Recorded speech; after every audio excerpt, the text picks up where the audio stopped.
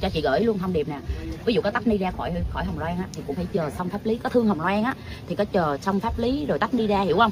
Bây giờ Ni có giật chồng hay là Ni có làm xấu xa Ni thúi thì nó không ảnh hưởng đến pháp lý Hồng Loan. Thương Hồng Loan thì chờ xong pháp lý đi, rồi muốn làm gì làm, thấy không? Muốn bem sao bem. Xích đây cho bà vô nè, hiểu chưa?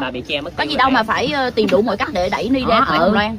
Đẩy hả? Trừ khi Ni xấu với nó thì đẩy được, để nói rồi chứ uổng công ngại đúng ben mở rồi đó, đủ thứ chuyện hết. Rồi được cái gì không ủng hộ nữa, không ủng hộ gì thì thay đi vô mà ủng hộ, đi vô mà thay Ni lo pháp lý Hồng Loan đi, đúng không? Đẩy từng người ra.